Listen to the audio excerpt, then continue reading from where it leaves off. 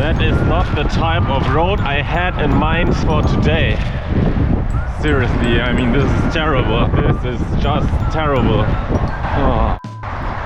Cycling around the world. So how is that going for us? For the first 900 kilometers, we haven't been particularly lucky with the weather. But now that we've finally reached the Mediterranean coast, it will only get better. We are only about 23 kilometers away from our destination, but Marseille is behind those mountains, so this will be a blast because we already did 56 kilometers today. My butt still hurts really bad because my saddle is still broken, so we'll probably do a little break first and then fight ourselves over the mountain. Now it's pretty steep here, 9%, the hardest hill since our start in Freiburg, because we always followed rivers and canals. So this is what hills feel like. Oh my god, it's terrible. Please make it stop.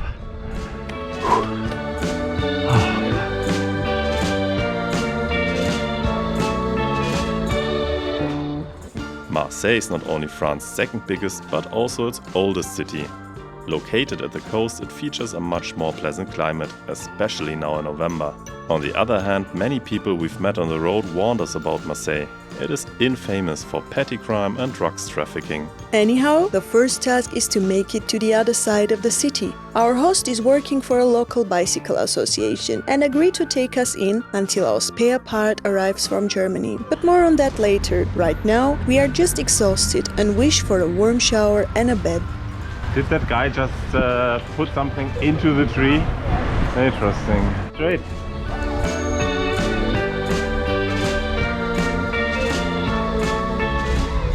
Madness. So we just go where space, basically. There's this bicycling lane here, but it's not really useful, is it? Okay, let's give it a try.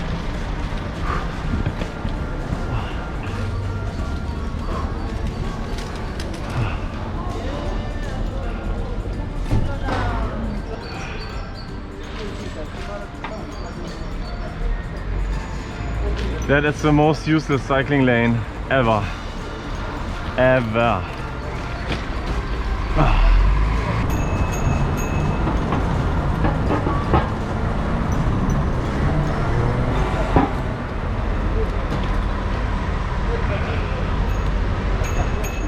Until now, we've been almost exclusively riding fantastic long-distance cycling roads.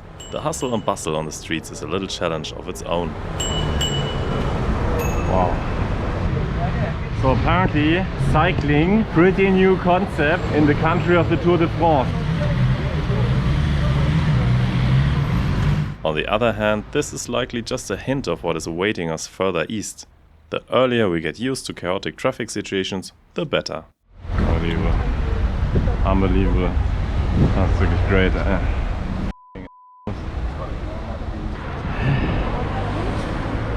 So fahren, verstehe ich nicht. Nein, ich kann noch einfach. No problem, just straight. Maybe there's a one-way or something, but we're in Marseille, so who cares? We are still waiting for the spare part from Germany. The parcel trekking shows no progress. After one day of rest, we decide to explore the city by foot. So what is this what you make? Paella, and is this with the noodles? Fideuà with the pasta. What's the name? Fideuà. But basically it's the same, just with pasta. The same. Oh. I have no idea. I'm not able to navigate today.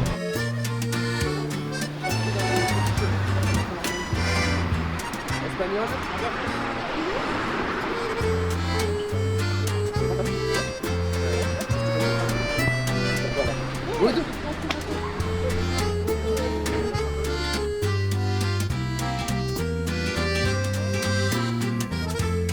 We head up the hill to Marseille's most well-known symbol on top of the highest point of the city, a 149 meters tall rock overlooking the old port. The Notre Dame de la Garde was built on the foundations of an ancient fort. On top of the bell tower stands the shining 11 meters tall Madonna with Child, construction took a staggering 44 years and was only completed in 1897. The Neo-Byzantine style basilica itself is richly decorated with mosaics. You can see the whole city from here. And there is the old city.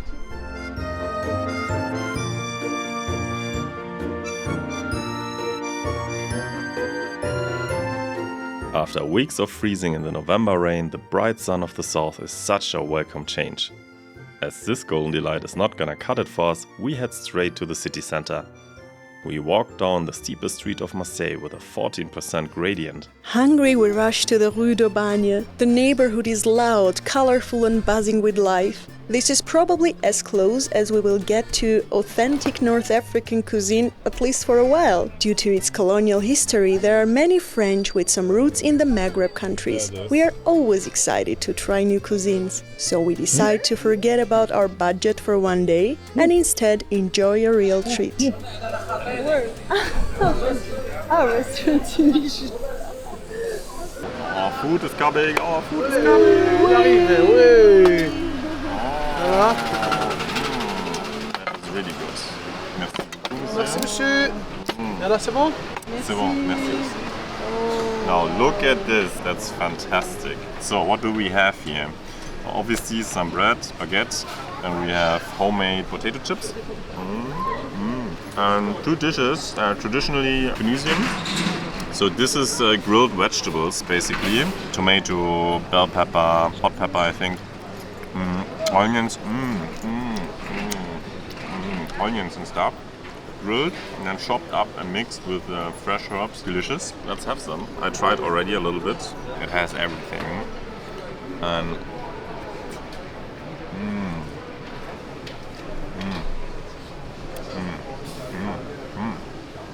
really tasty. Very important. Enough salt. Like it's good on the salt. A little bit spicy. Yeah.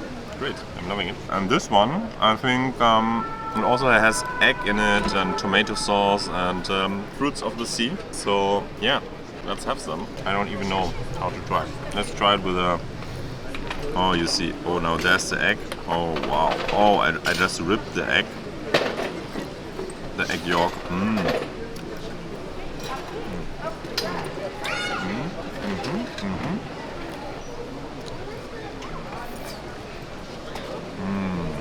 Let's take in. Araf was very hungry, so she should have some too, not only me, right? But you will love it too, I'm sure. Just bought some very healthy dessert here. We ordered baklava, makrut and some other stuff. What most of them share as general ingredients are insane amounts of honey and sugar, figs or dates as filling, pistachio or nuts on the top. If we would eat them before cycling, they would make us fly. But enough of the amazing world food tour. It's time to get home. Where's your scooter? Wasn't it standing here? Now I have only a wheel. So yeah, it's really no use on putting a big chain because you can just take the scooter, right? I mean, easy. The next day, our host invites us to the workshop of Vélo en Ville, where he and a whole bunch of people try to make this city a better place. Oh, the association, it's like an NGO, but a small one for the city of Marseille, and to promote bike use in the city as daily transport. Pada is a great real cyclist and he does a lot for the cycling infrastructure in Marseille. And he's so great that he opened this place for us today because we have some problems with our bicycles. And now we have a lot of tools and volunteers to fix the bikes. Yes, and our bikes is now in the hands of a genius, as you introduced. Yeah, he is a genius. Yeah. Just looking. And Christophe is the magician.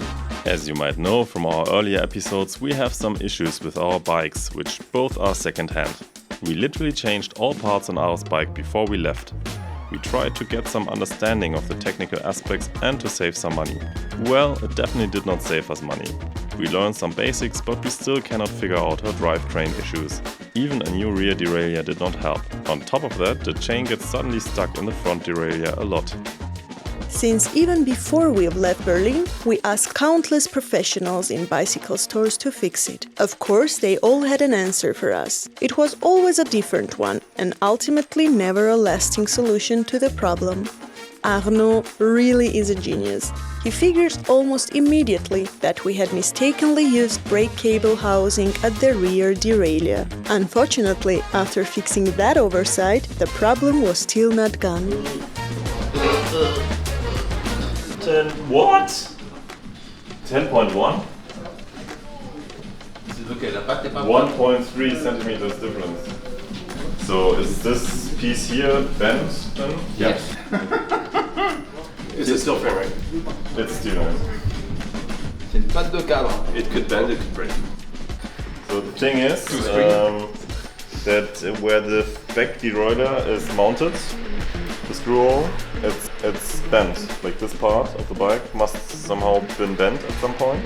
So the distance, if you measure it here, all sides, there's a almost 2 centimeter difference.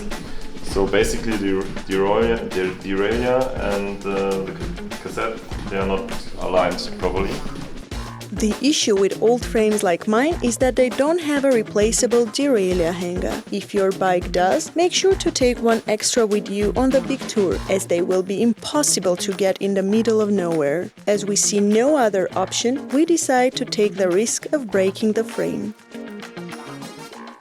So thank you, Arnaud. Thank you very much, and your association here, great place. Merci beaucoup. De rien. C'est un plaisir.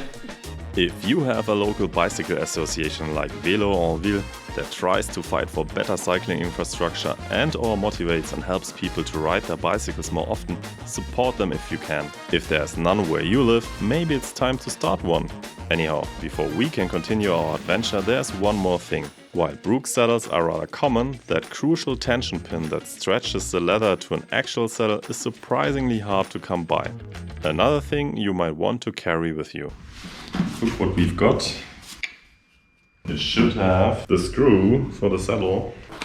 And I was really scared that it doesn't come, but here it is. That's the beauty.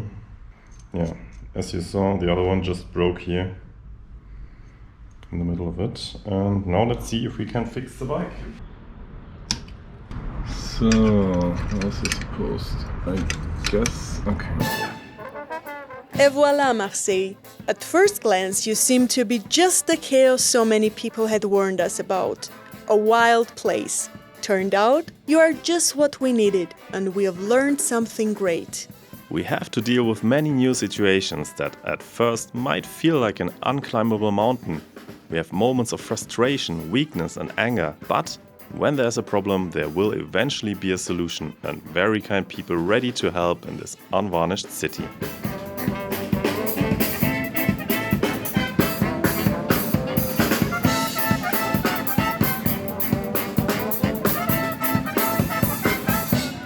We are moving again, leaving our fantastic hosts in Marseille, Father and Julia. We stayed here for 4 nights because we had to fix our bikes. I think it's a magical day because my bike is functioning really good. Yeah, I'm also happy to sit on the saddle again because now it's comfortable. And we're well rested after 3 days in Marseille. And today will be a beautiful road. Thanks a lot for accompanying us. Let us know how you like the journey so far. So this will be at least 15% elevation, I guess, maybe more. Oh, that's really the maximum we can go. Oh, it's actually it's too much. It is too much. Woo!